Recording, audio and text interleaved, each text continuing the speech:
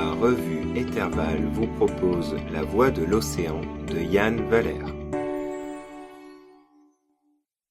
Perdu dans l'océan sous un ciel assombri, je me souviens, amer, de la fin du vieux monde dévasté sous les flots d'une mer en furie. Et malgré la tempête, mon esprit vagabonde. Il faudra pourtant bien que j'affale les voiles si je veux éviter que la mer nous avale et savoure nos âmes dans son affreux calice. C'est bien ce qu'elle fit avec la cité d'Is. Mes derniers vers se perdirent dans les bourrasques qui balayaient le pont détrempé de la Loreley. Accoudé à une rambarde de la dunette arrière, je me sentais étonnamment apaisé. Pourtant, tracté par un vieil oiseau-ray et quelques ballons d'éther mal gonflés, notre goélette marchande continuait à perdre de l'altitude. L'océan dansait, bercé par la houle nocturne. Ses crêtes blanches s'irisaient en une pâle mosaïque, ondulant au gré des tornades et des courants marins. Une étrange langueur avait envahi tout mon être. J'avais la sensation d'être envoûté par une voix provenant du fin fond des abysses. Certainement un effet de la magie de la vision que j'avais invoquée, afin de déchirer le voile de la folle tempête qui sévissait. Mon bonnet s'envola, arraché par une rafale qui glaça mes oreilles. Aussitôt, la pluie trempa mes cheveux. Quelques gouttes s'infiltrèrent entre ma veste en laine et mon cou, m'arrachant un frisson qui me libéra de ma léthargie. La mer, réalisai-je avec stupeur. À moins de 200 pieds de nous. Paraudin, nous allons la percuter si nous continuons à descendre ainsi. Perdu dans mes songes, j'en avais négligé de surveiller notre altitude. Mage et officier naviguant de surcroît, j'aurais dû m'en apercevoir bien avant. La peur me noua les tripes. Par ma faute, nous courions droit à la catastrophe. Sans plus attendre, je me ruai vers le capitaine. Celui-ci s'escrimait à maintenir le cap au sud, pesant de toutes ses forces sur l'immense barre à roues qui pilotait le gouvernail. Nous étions seuls sur la dunette.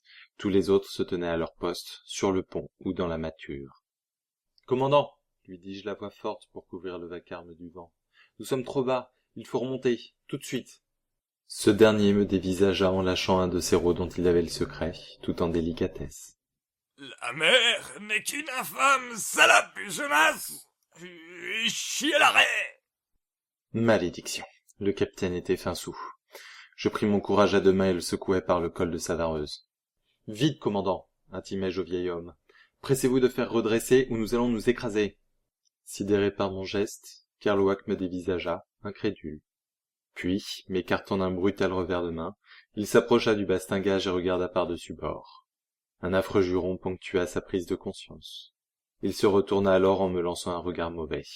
« Par tous les dieux de l'Asgard, n'aurais-tu pas pu m'alerter plus tôt, bougre d'andouille !» Il avait raison, je n'en menais pas large. Pourquoi n'avais-je pas réagi plus vite ? « Vite !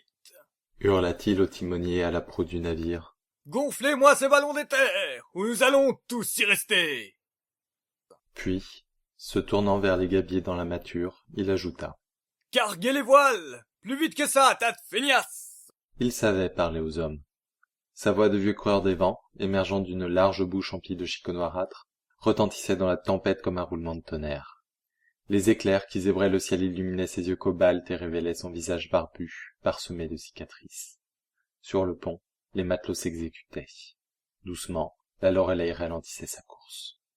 Où étions-nous exactement ? J'essuyais les gouttes de pluie qui inondaient mon visage, pour mieux discerner l'horizon. Soudain, alors que la bonne fortune semblait nous sourire à nouveau, la foudre s'abattit sur le mal Mycène. Njord, dieu du vent et de la mer, voulait notre mort.